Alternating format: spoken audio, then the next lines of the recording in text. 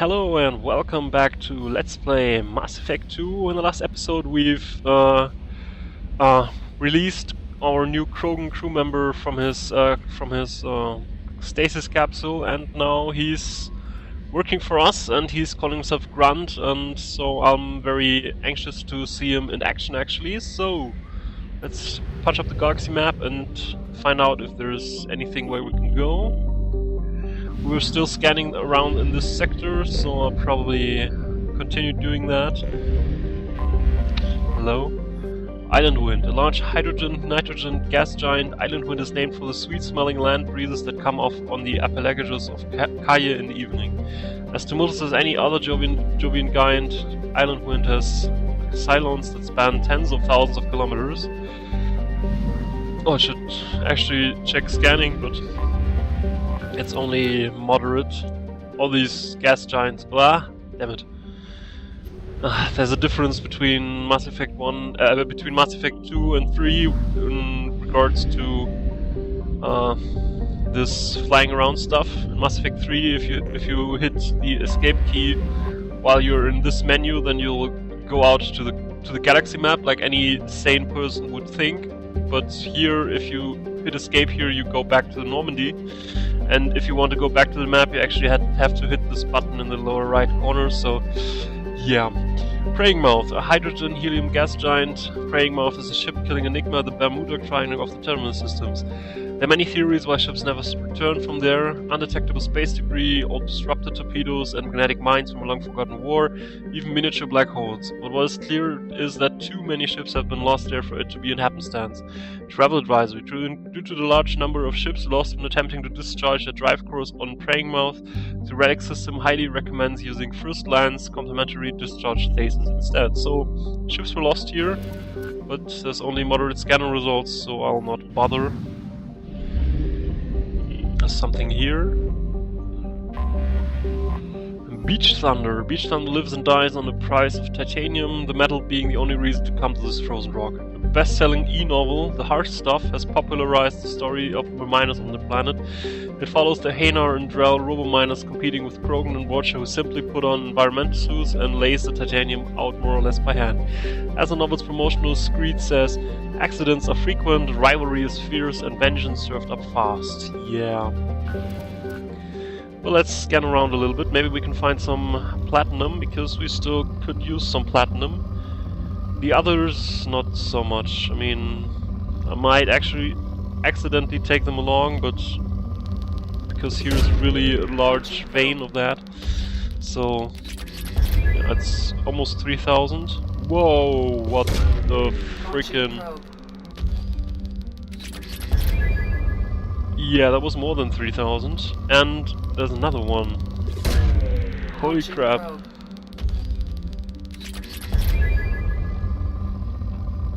Well, but I'm looking for platinum, so platinum please. Please, pretty please. No, I'm not gonna take any more iridium. I already have 84,000 left, so... Is there platinum here? Hello? Yes, some here, but not much, so I'll not bother. Oh, there's iridium here again, man! But there's also some platinum right here. Probe launched.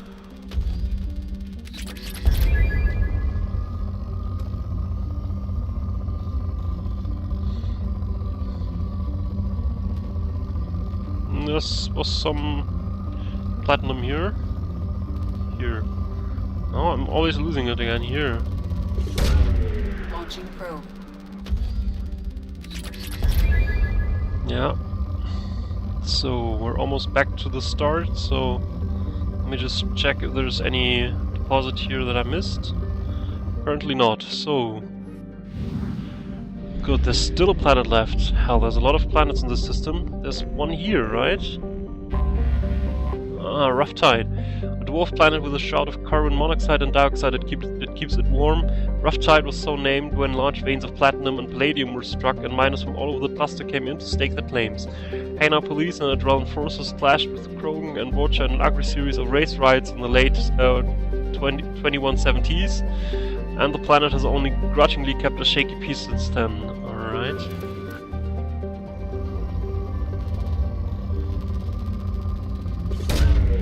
Platinum! Yay!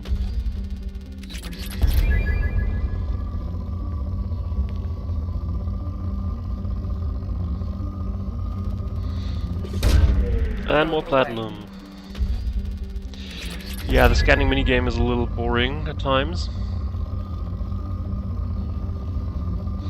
But if you want to finish the game in the best way that you can, and you actually need to do it, it's not like it's only for more damage for your weapons. These ship upgrades can be very useful. Probe away.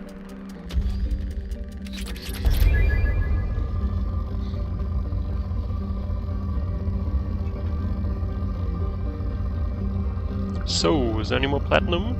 Please? Platinum? There's some platinum. Don't try to hide from me, I'm gonna find you. Wherever you are, platinum, I'll find you. There's a lot of palladium here again. Well...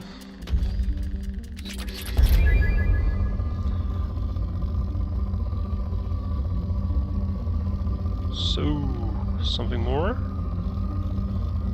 Anything else? No, it doesn't seem like it. At least not a big vein, so I'll just leave it at that. Alright, I'm almost out of probes, but since I'm only interested in finding platinum anyways, I think it's safe enough to check out another system, so I'm gonna go here. So I'm gonna check out the rest of the planets here. Bast, a small hydrogen-nitrogen gas giant, Bast and his moon served as the Eclipse mercenary company's fallback position after their defeat on Nath. Once they had gathered their strength, they leaked a false position to the Nahest consortium to lure them into a trap, which developed into a pitched battle. Both sides claimed victory. Nahest lost small ships, but could afford the setback in a way Eclipse could not. So this is poor. No, I'm not gonna scan here, thanks. This is another gas giant, so it's probably not very rich again. Sekhmet, hydrogen-helium gas giant believed to have entered Amun's system within the last billion years. Sekhmet was the site of an important battle in the Anhur rebellions. When the Eclipse mercenary companies sought to capture the refueling stations to deny the rebels supplies, a fighter ring hiding in a Sekhmet ring ambushed them. Eclipse suffered heavy initial losses but destroyed 2 rebel carriers and forced them to retreat into FTL. This was considered the high watermark of the rebellion. At no point after the Battle of Sekhmet did the rebels have a victory.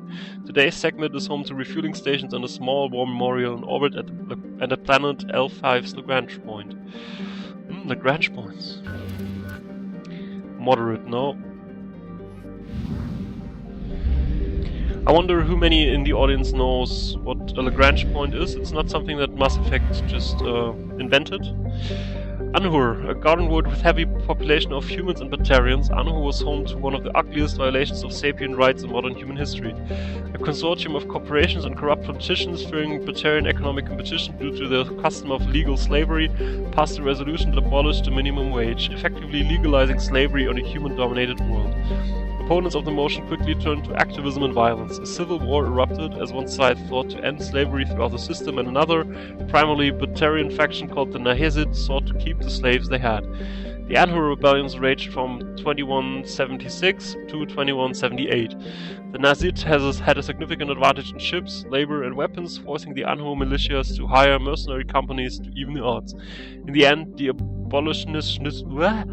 abolitionists won out, although the cost of much of their infrastructure. The Anhur today still has significant natural wealth. It's economically depressed, save for the reconstruction industry.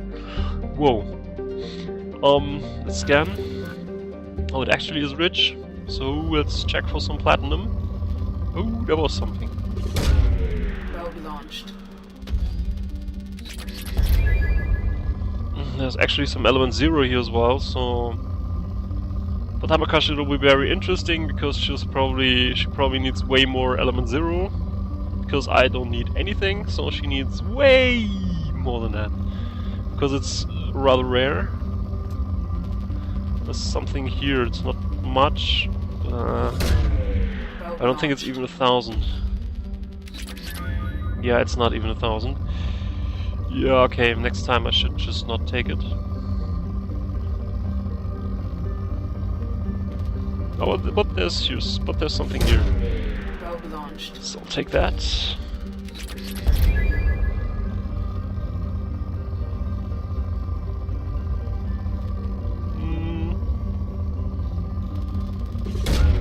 Probe launched.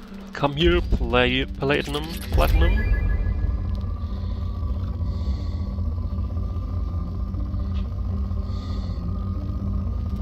Whoa. There was something going on somewhere around here. Hello? Where are you? I saw it, but can't seem to find it. That's odd. Whoa, there. Launching probe. That was good. I'll only gonna use maximum amount of one probe here. You should always keep at least one probe in reserve in case you find some anomalies, because you can only visit them if you set down a probe on the position where the anomaly is. So you should keep in mind that I'll probably always try to keep at least one probe. Sobek, a hydrogen-nitrogen gas giant believed to be an extrasolar capture. Sobek's low G moons were the sites of many Batarian labor camps during the Anhu rebellions, generating raw materials for the war. When the slaves were finally liberated by Eclipse, the mercenaries found abysmal conditions, including whole camps that lacked mass effect fields to keep the gravity at habitable levels. The widespread bone loss among the slaves was part of their masters' final degradation. It would cripple them if they ever left for a standard gravity world. That's mean. The plight of the slaves soon garnered galactic media attention, and several charities sprang up to pay for their physical therapy and find them gainful employment. Eclipse, normally reviled for their cutthroat tactics and criminal employees, found themselves painted as heroes. The mercenary company still retains an office on Sobek's moon, Hackett, out of nostalgia as much as a business strategy. Alright, but it's only moderate.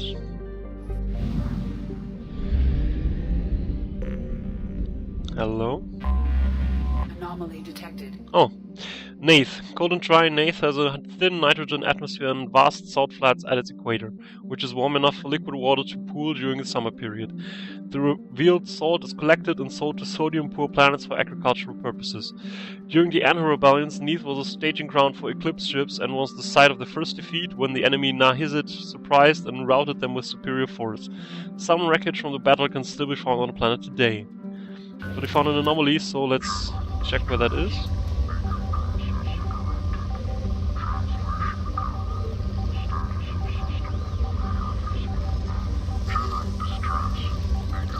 There's a lot of minerals here, so I'll take one probe and set them down here.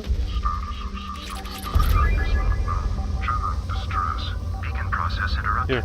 Translation error. Status of system operator is not known. General distress. Scans have found something. Anomaly detected. Surface scans indicate wreckage of a merchant freighter. Configuration unknown. Damage to ship catastrophic. Detecting movement but no signs of organic life. Alright, let's check it out. Maybe someone is injured. Maybe there's some valuables that we can at least return to their original owners or stuff.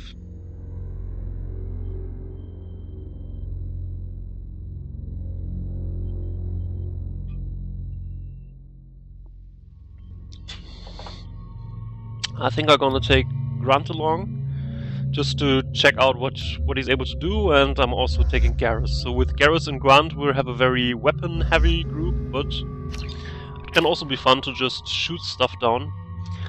I'm gonna train one rank of Incinerate to unlock AI hacking and put 1 point into AI hacking. With AI hacking we can actually sort of turn synthetic enemies against their own allies, which is useful, but I don't think it's worth enough spending more than 1 point. It's already good enough at 1 point.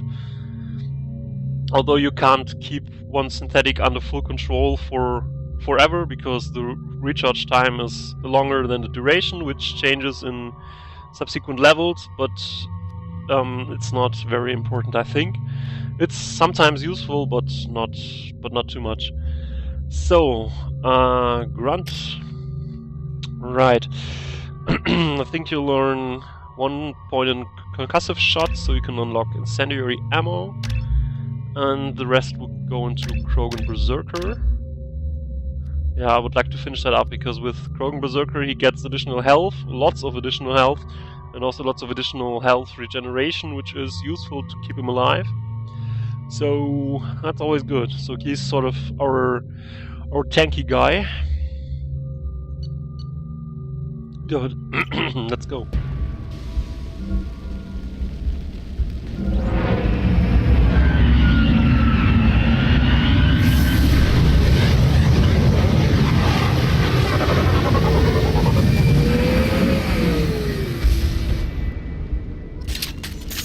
A sandstorm is approaching from the northwest. So Grant, you can activate your ammunition, and I'll take your concussive shot. Proceed with caution. I also have AI hacking. I put it here. So let's check out our surroundings. Sorry, my voice is a little taxed today for whatever reason. So there's some platinum here.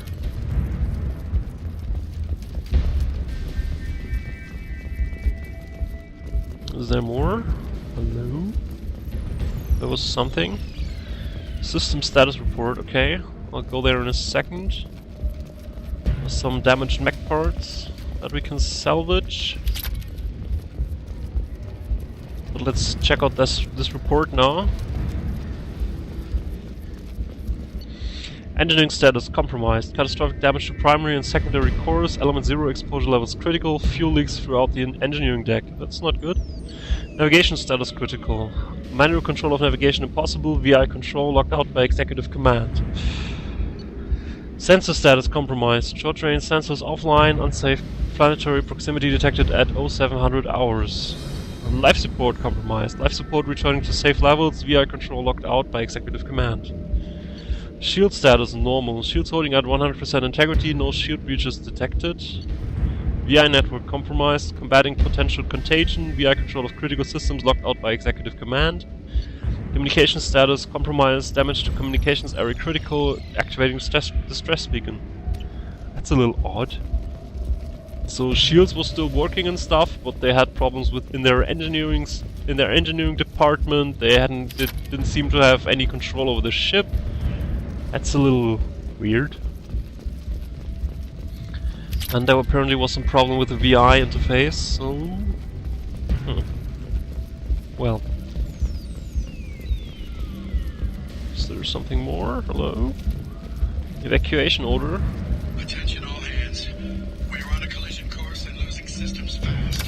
Report to the escape pods immediately. This is not a drill. Huh. Let me check out this area before I go further. Captain, short-range sensors just went offline and I'm locked out of helm control. The VI is reporting malfunctions all over the ship.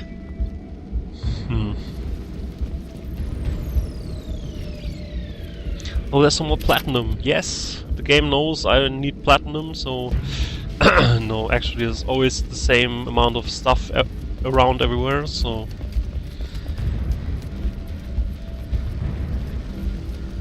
Alright, let's continue. There was a shipping manifest here.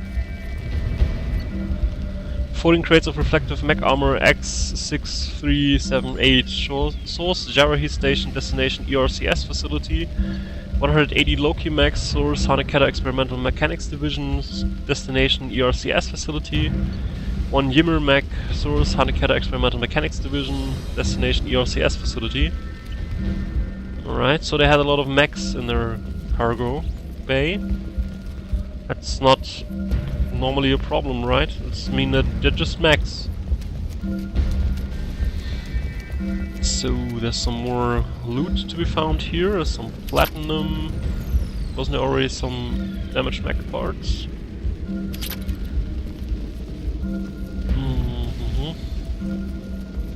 Yeah, but seems like there are no survivors, so I guess if we find some way to deactivate the distress beacon, we'll probably do so, because then no more people will go down here. We've got a problem in the cargo bay. Marcus says the mechs in the containers are activating and self-destructing. Go check it out. The frack? Oh, there's a signal transmitter actually here, so let's deactivate that. Multiple hostiles powering up at your location. Recommend immediate extraction. Oh. Multiple hostiles. There's some mechs.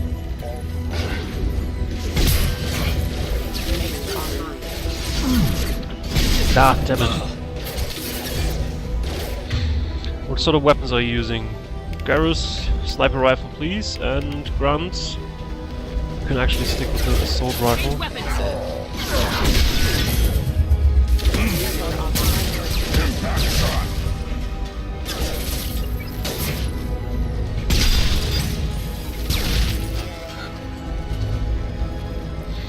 Well, there's more. Grunt. Garrus. Understood.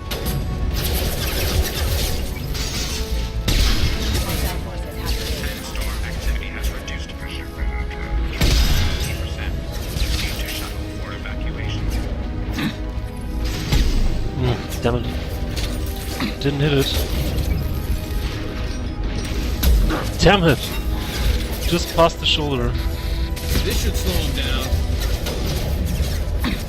But let's take control over it. Ah, damn it. Wrong skill. Yeah. Frack. Grunt is down, alright.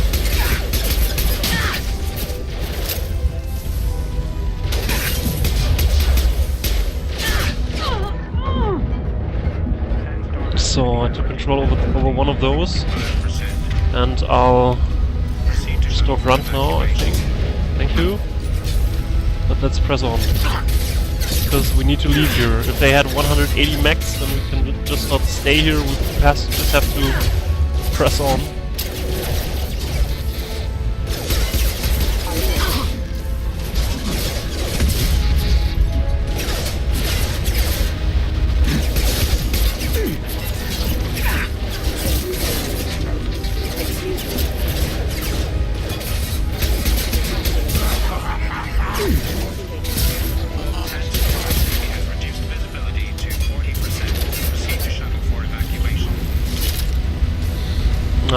Garrus, Grunt.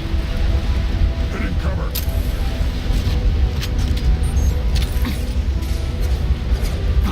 Oh crap.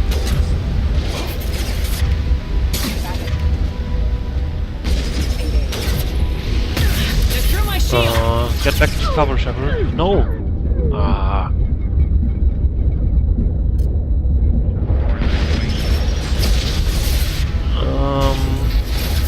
Okay, I can take control of that.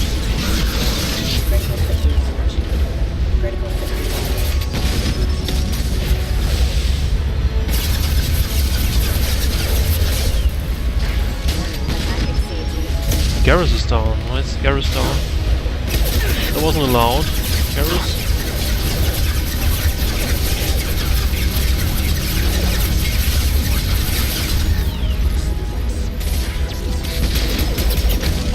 Grunt, get back into cover. Requesting distance.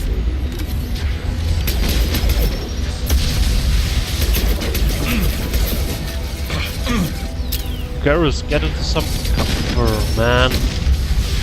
Just because I'm here, you don't want to go into this cover, right? He's a little shy guy. Yes, thank you. Damn sucks.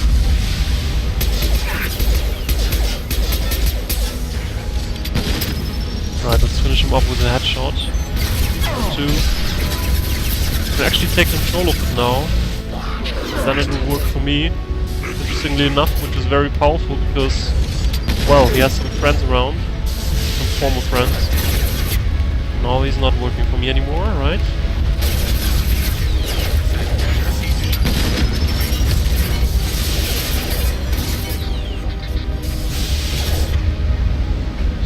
Yeah, this is fun and all with him working for us, but I think we really need to leave, so I'll just finish it off. Ah, crap. No cover.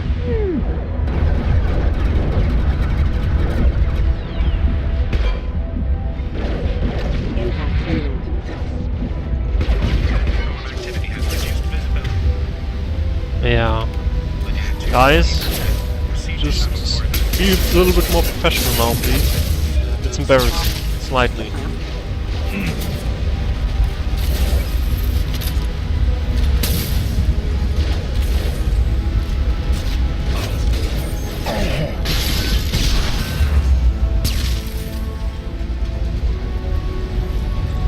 Alright, let's just try to reach the shuttle. Oh,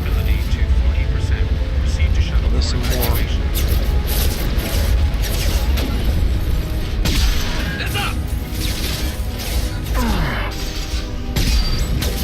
Thanks, Garrus. Let's go to the shuttle. Let's just storm to the shuttle. Yes, my point exactly.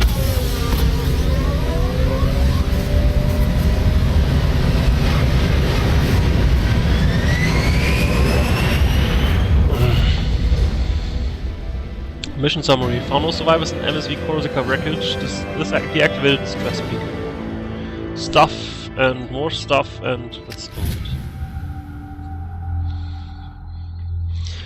Right, since this episode was already really long, but I really didn't want to stop it right in the middle of this escape, I'll wrap up this episode right here, and I'll see you next time. Bye bye!